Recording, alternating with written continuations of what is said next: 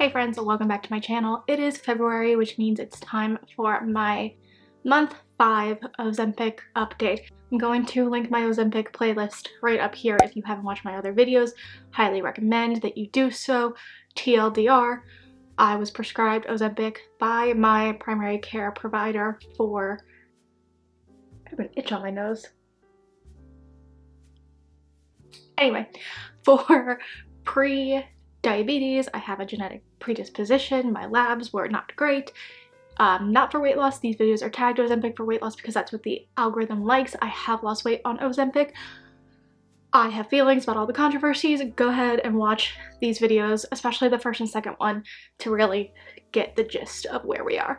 So, month 5. Is it month 5 already? September, October, November, December, January. Yeah, January was month 5.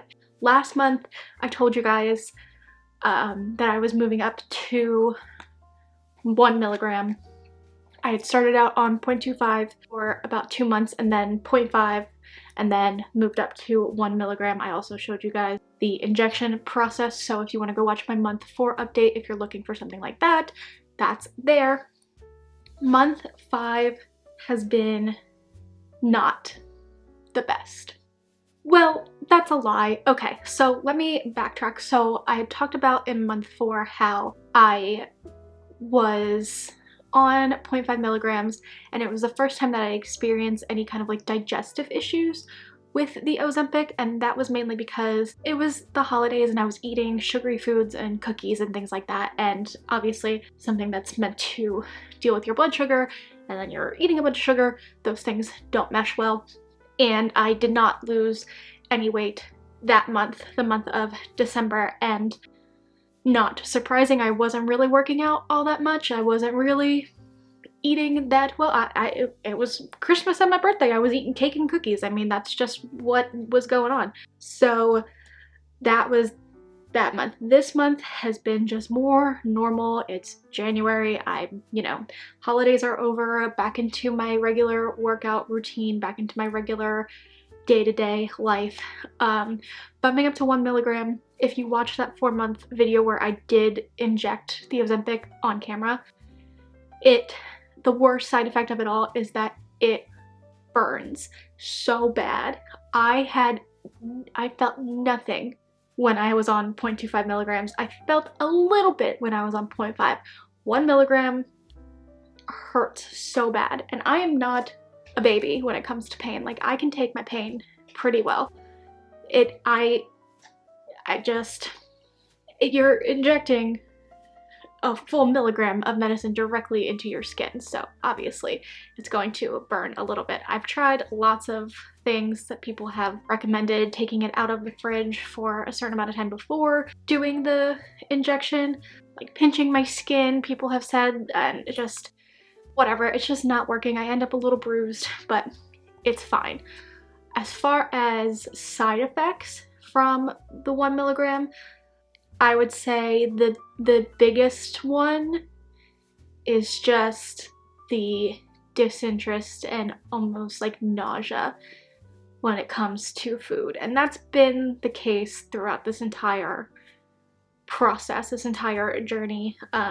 It doesn't last very long. It's usually, I do the injection on Tuesdays. I try to do it later in the day so that I can eat at least a good like lunch on Tuesday, get some nutrition in, do the Ozempic. Dinner time, I'm just like not really feeling it.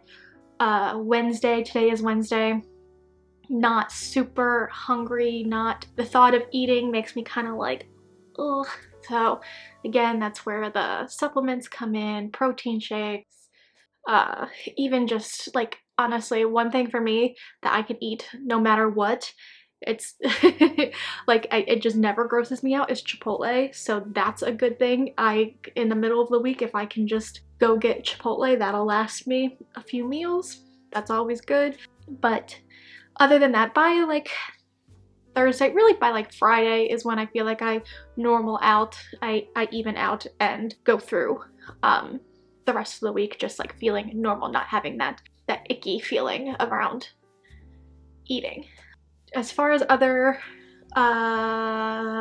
side effects, everything else has pretty much gone back to normal. I I hate this word because I'm not on a diet, but my diet, the foods that I eat, have gone back to a non-sustaining off of Christmas cookies level, so I haven't had any like digestive issues this month. Everything's kind of like balanced itself out. As far as weight loss goes, again, the bazillionth time, to everybody who says this on every one of these videos that I post, I am not on this for weight loss specifically. Someone did ask me in a comment recently about how have my labs improved, and honestly, I don't know. My primary care provider is on maternity leave until April, so I have not seen her since October, I believe.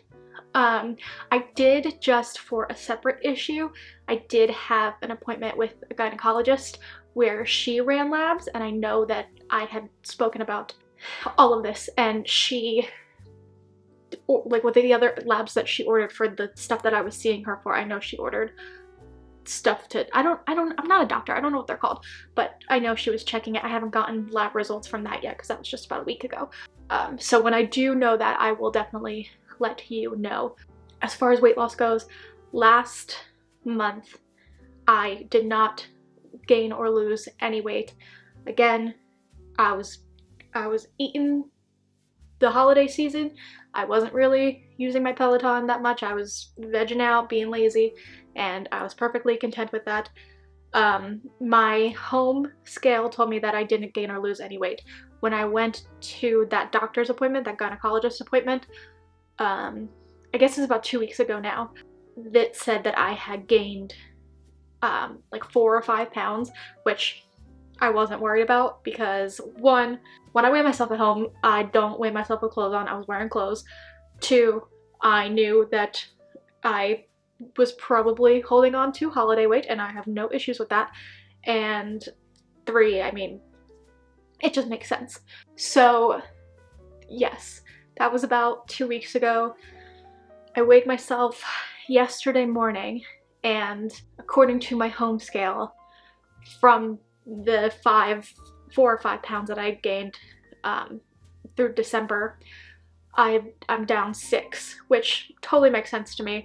I feel like was a lot of just water weight, you know, when you're eating a lot of not so nutritious food, your body holds on to it. Anybody who's ever dieted or yo-yo dieted knows about the whoosh, you know, like the first time when you get back into like a healthy, whatever that looks like, routine, and you start exercising again, and like the first like week or the first 2 weeks you like shed a bunch. It's like all water weight, you know what I mean?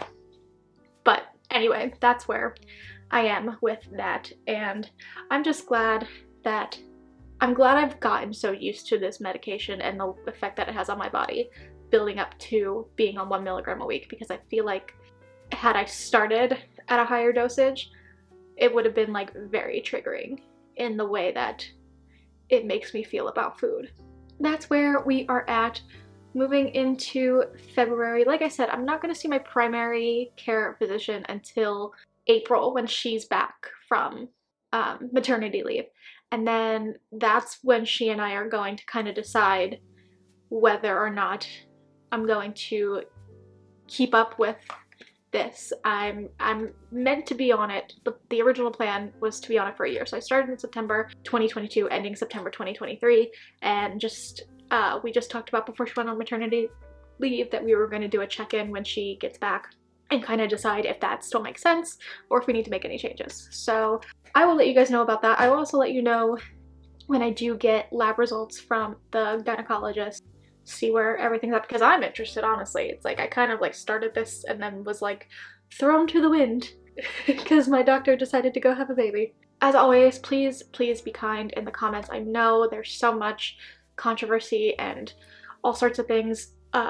I do want to do a quick plug for a podcast that I listen to. Sounds Like a Cult Pod did a episode on the cult of diet culture, and they had Jamila Jamil on as a guest, and she, at a certain point, they don't specifically say Ozempic, but like it's pretty obvious. She talks about kind of like the Ozempic culture, the Ozempic wave, the epidemic in Hollywood, and just anyway, it was very, very interesting, so I wanted to put that in there. If you are someone who's looking for Ozempic specifically for weight loss, it might interest you and give you kind of a different point of view of what that looks like beyond just like the shortages and shit like that. So thank you guys so much for watching. I just tripped over my words and I don't feel like saying it again, so we're gonna leave it there.